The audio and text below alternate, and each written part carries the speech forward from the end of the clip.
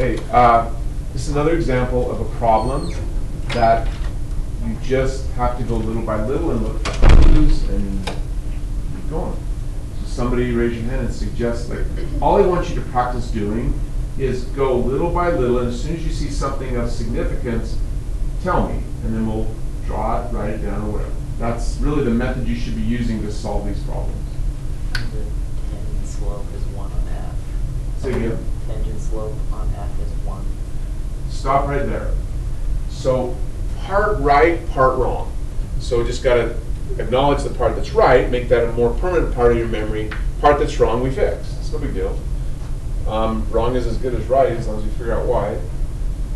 So I don't want to get my shirt all red, so hold on. Okay. It says the line tangent to the graph of the function f. I would have stopped reading right there. Like, practice reading a little bit and doing a little bit. You'll be a lot better than if you try to read a lot and then do it. So as soon as I read that statement, I always draw my favorite picture, included with sound effects. There we go. The other sound effect I can't do as well. I just got to practice, I guess. The other one should go, like it's hard to do the other ones. Like, you should go like, but I can't get enough volume to make it an interesting sound. Never mind, this is really boring. Okay, is everybody okay with that? Like, I want this one to go, you know, like low to high, but like really loud, and I can't do that whistle very. Moving on. We can hear it? That's where you should stop, and then you keep reading. So someone else raise your hand and tell me what's the next thing you see that I should probably be notating or writing down or Quincy. Wait, how do you know that the blue line is concave down? Oh, outstanding. I have no clue. It's a great question. But what I've learned after doing thousands of AP, well, maybe not thousands, but at least hundreds. Okay, that's borderline. Okay, seriously. Doing lots and lots of AP questions, this picture is good enough. If there's no other clue, I just always draw that. Because if I try to draw the other way, I mess it up and it doesn't look as good. So it's perfect. So now what do we do? Good question. Yeah, talk. The point at 1 and 7. Where does that belong in this picture? If that's the tangent point, that's first. That's the tangent point. So right here, I'm going to put 1,7. Looking for hands. And again, you just jump in if you're like, wait a minute. Wait, why would it be? Yeah, please. The -2, because. So it's just learning what the words mean. If the line tangent to the graph of f. So somebody else, what's f in this picture? Hands, come on. What's f? Somebody, what is it, Liv? The blue line. The blue. Line tangent to the graph of f. So here's f at the point. So there's an infinite number of points, you already told me that, along f. That means there's an infinite number of places where I could draw a line tangent. They told me to draw 1,7, so I declare that point to be 1,7. I think my graphing technique is far superior to everyone else's grids, and it's annoying. Counting and stuff. You don't need to do it, just pick it up. So. I know you felt like the change in y over change in x. I don't know why, and I don't know. Yeah, I don't know why, but I got the right answer. Okay, so here's the crucial part. Because you don't know why, that means you are at risk of missing a question in the future. So we just got to make sure we understand why and go forward. And once you know why, you build a flashcard so you don't forget it. That's all. I see. It's magic, I promise. Every good to hear? Where does this belong? Somebody better raise a hand. Go, Elaine. On the red line. On the red. It says the line tangent passes through that point. So over here I put another point. -2, -2. In answering Quincy's question, Quincy, it's possible that when I'm solving a problem, I go, oh, wait a minute, the curve's backwards, it's got to go the other way. I often won't even redraw it. I'll just say, well, I'll just kind of remember that it's supposed to be the other way, and it's okay. But if you need to redraw, you can. We good there?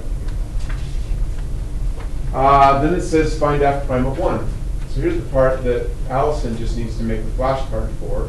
Somebody raise your hand and tell me, what does f prime of 1 mean? Quincy. The tangent slope of f What is at one? point 1. X equal 1. At x equal 1. Yeah. I remember that this is an x because I've seen this my whole life. f of x. So they're just giving you a specific f. So here's f. Supposed to find the tangent slope of f, meaning the slope at a point, and the point I need is 1. So I'm looking for this little tiny slope right there. That's what I'm looking for. But I remember that if I were to make that bright green line longer, it becomes the red. They're one and the same. So finding the slope of f at that point is identical to finding the slope of a line that is tangent to f. I'm going to say that back to you, make sure you have this memorized. Finding the tangent slope of f at x equal 1 is identical to finding the slope of a line that is tangent to f at x equal 1. I said that 2 different ways and they mean the exact same thing and they sound really similar. So you may need me to say it again. Okay. Finding the f prime of 1 means the tangent slope of f at x equal 1. Well, f prime of 1 also means the slope of another line that happens to be tangent to f when x is 1. Oh, okay. So the slope of the red line is always going to be exactly the same as the slope of the little green line. Okay. We need to say that again. Do not let me go faster than you can make it click. Okay, I hate to go slower because I don't want to put you to sleep, but I just have to get your feedback. Are we good? Please, Lynn. Isn't the tangent slope of f the y-coordinate of f, like the first derivative? Correct. Mhm. Okay. Not helpful in this sense only because we don't have a picture of f prime. If we had a picture of f prime, we could go look up, we just go to f prime, and that's the wrong color. We just go to f prime and we say, let's go to x equal 1, find the y-coordinate, we're done. In fact, because I know the answer is 3, we would have found the y-coordinate to be 3 on f prime, or certain. 1, 3. Yeah. That's not. Okay, so let me say it back to you. We don't know this. Oh. Okay, I have the answer memorized, so I know it's 3. But I'm confirming what Elaine is thinking because, again, I'm trying to prep you not for this problem, for who knows what. So you need to know the connections. F prime of 1, here it is, F prime of 1 in this problem turns out to equal 3. But this has 2 meanings. It means this, on the graph of f prime, that there's a point at 1, 3. The f prime graph has some sort of, bunch of points, but one point will be at 1, 3. On the graph of f prime of 1 means this slope right here. This tangent slope is 3.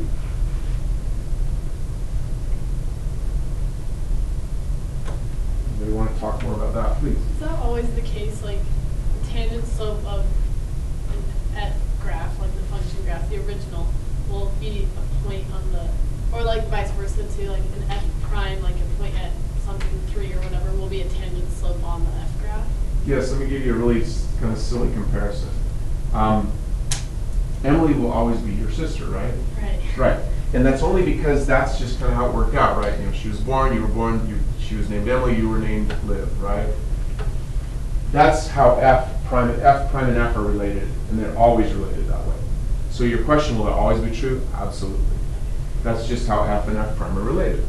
I told you it was kind of a dumb No, analogy. that's good, thanks. Okay. Other talk here. So how do you actually find 3 off of that? So how do we find 3 from this? Go. Do you take rise over run, because you're just finding the slope of the tangent line.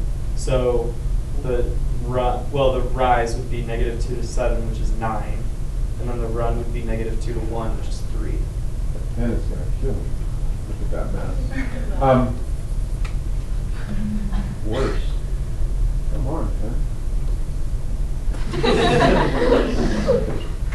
Let's help with the operator's not stupid. Okay. Pushing all the wrong buttons. Hold on. Too many things to control here. So the red line slope is what I was trying to write. Oh my gosh. Do that. Sad. Come on.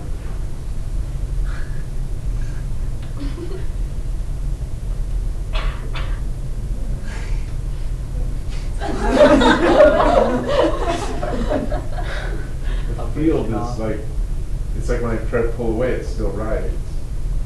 That's better. Sorry, thank you for your patience. One more try. But the thing to pull away too much is annoying. I think it started working again. There we go. The key, okay, again, warning. It's what you said, Allison. It's not hard to think, oh, wait a minute. From here to here, the y value changes by 9. From here to here, the x value changes by 3. The computations in this class aren't the hard part. You've got to have the meaning. It's got to make sense why you did it, not just because you memorized that you do it. So. I'm still confused why I did the sorry. You're good. Yeah, your favorite picture. Like, how did you know to draw that? So that one I've learned, it's back to what I said to Liv. That's just what the words mean. It's like your name is Allison because your name is Allison. Okay? No, it's a good question. The words here, it says, if the line tangent to the graph of that. So when they talk about a line tangent to a graph, You draw your tangent. yeah, there's a bazillion different pictures I could draw, but that one's as representative as any. So that's what I drew. Like I could have drawn this. Here's a graph. Here's a line tangent to the graph. Okay, so you just could have drawn. Yeah, it wouldn't have changed anything because I'd still have a point here Yeah. and a point here. I'd still find the slope the same way. Does that make sense? Yeah, that makes sense. Okay. You're good. Anybody else here? Me neither. Key to this class is making sense of the ideas, paying attention to how you feel. We'll stop that.